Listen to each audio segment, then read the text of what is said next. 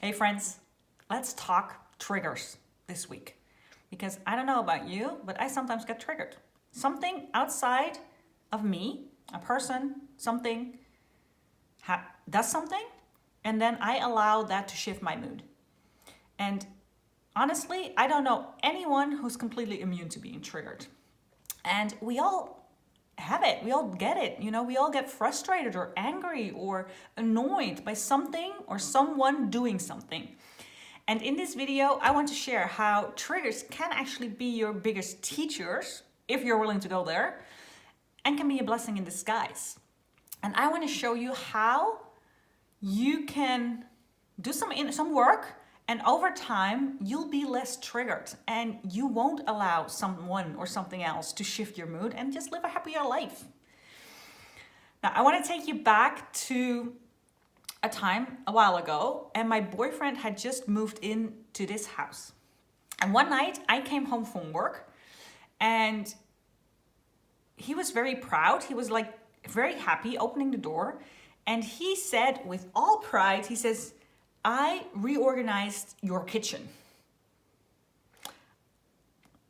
I put the plates somewhere else, the cups, pots, and pans. It's like so much more organized now. And I'm so happy about it." That's what he said. And I instantly, well, first I think I was like flabbergasted, but then in a while I was angry. I became really angry, really like disproportionately angry. And he, for the life of, he couldn't understand why. He could not understand why I was so angry. He was really proud and he thought I was going to be happy about this. And I wasn't. I was angry. And it wasn't until much later that I was able to look at my own response, to look at my own emotional response to him saying with a smile, with pride, "I reorganized your kitchen." And what it meant to me was, he said, "I reorganized your kitchen. I put the plates and pots and pans in a different spot." To me, the interpretation I gave it was the way it was before wasn't good. And that to me subconsciously meant I wasn't good. So he went from, "Hey, I did this fun thing," and I made it about me not being good enough.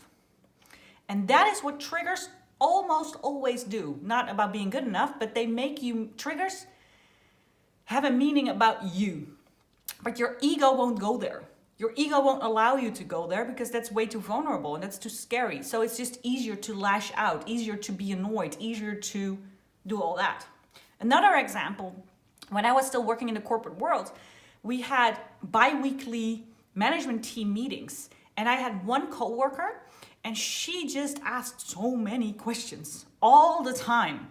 Like a coworker would share an experience, and then she would just ask, "Oh, and how does this work? And how did that work? And what did you learn from this?" And da. And it went on and on and on. And you can still see right now, I'm like a little bit triggered by it. And it wasn't until later that I started to ask questions. What does this mean?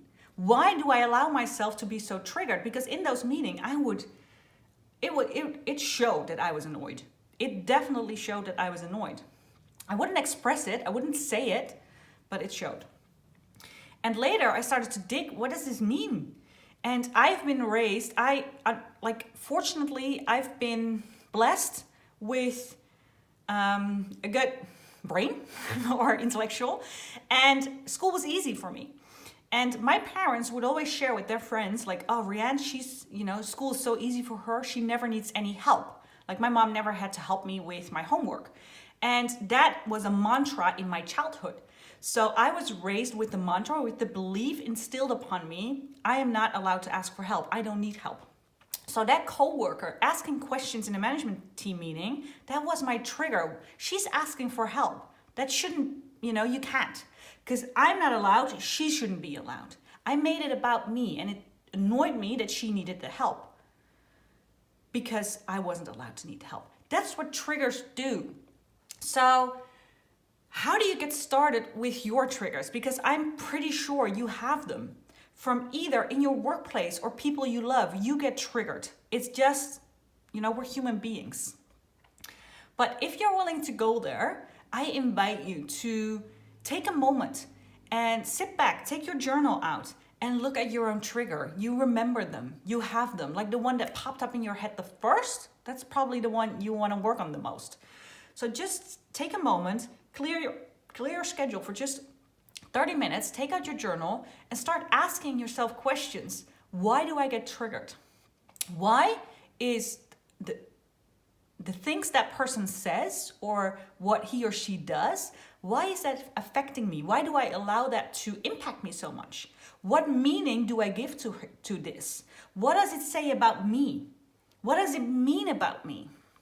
I want you to start asking those questions. And it's okay that first round, you don't get to the full answers because, like I said, your ego will want to protect you. It's just easier to lash out, to blame the other person, like she is annoying, she is this, it's just easier. But if you're willing to go there, it eventually will liberate you. Because let's be honest here, you allow that person to hold power over you. And if you continuously get triggered by the same thing or the same person, then that means you give that person a heck of a lot of power. Because every time, let's say you were happy and then this person comes into your life, she calls or whatever, and your mood shifts, that's power. That person or he or she has power over you. And that's choice. You get to choose whether you want that or not. And by doing this work, slowly over time, you'll be less triggered. Because you can see, oh, this is the meaning I gave it, but I'm choosing not to anymore. And that this won't happen overnight. This will take some practice. But I promise you, it's liberating. It really feels liberating. Like stuff that triggered me in the past, now when it happens, like, usually our parents trigger us a lot. That's also the oldest relationship. So whenever it just brings us back to us being that small kid again, and it triggers a lot. So if you're willing to go there, great, do the work. And over time, you'll notice that you won't get triggered as much. And then you get to choose and just not give away your personal power. Now, isn't that awesome? That's what we want, right? Now, if you're courageous, I would love for you to share your trigger with me. Because that's another thing. The moment you share it, the moment you talk about it with someone else, it loses its power altogether. And I don't want you to talk about it like she always does that, or he never. That's usually the words we use, right? Don't do that. Go to what it means about you. What you've discovered that it meant about you. And the moment you shine light on it, it loses its whole power. And you can choose. That was my video for this week. I hope you find it useful, and I'll see you again next week.